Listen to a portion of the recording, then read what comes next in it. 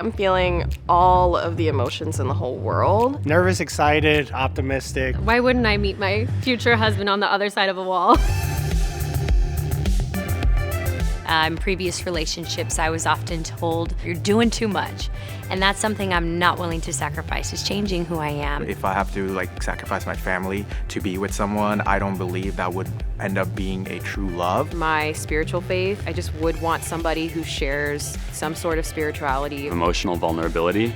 I want to make sure that we're always honest with each other at the end of the day. Poker tournaments, because that is a really big part of my life. I enjoy competing for really high stakes and making high pressure decisions. My passion to be around other people that are also excited to live life to the fullest. I also love dried mangoes, so I wouldn't give those up either. My biggest ick would be their room smelling like they're a college athlete. I have yet to understand why we're almost 30 and your room still smells like you play football. Being disrespectful to their parents or being really messy. Jealousy, someone who's controlling. I mean, and then there's the obvious gamers. I'm sorry. Who's a gamer? Gaming, it totally gives me the ick. When I graduated high school, there was 25 kids in my class. I'm a really small town girl. I love to travel, but my roots are definitely in a small town. That I beat all the boys in fantasy football. I eat my boogers. Might be a little too much, but I do eat them. I bought my home a few years ago. It's actually for the dog. she was getting a little big. English is not even my first language. I grew up overseas in Russia. So most people wouldn't know that I have a blinding eye condition.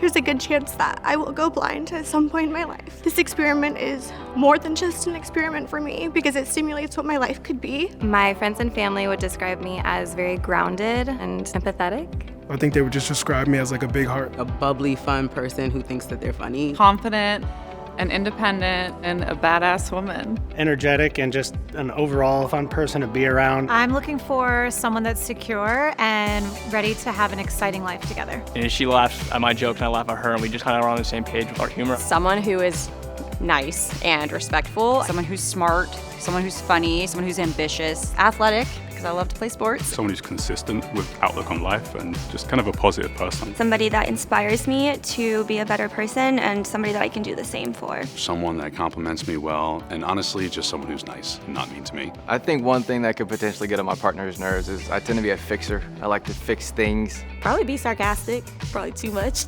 My eating habits, and I'll just tell you guys. So my go-to breakfast is 8 ounces of cooked chicken breast and 32 ounces of water, put in a blender with some lemonade Mio.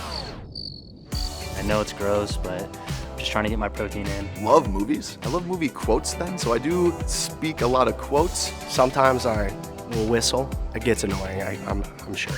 This experience definitely has me excited and hopeful. This is my time, this is my moment. I'm excited. I'm ready to get in there and push away looks and hopefully meet the love of my life. That's it.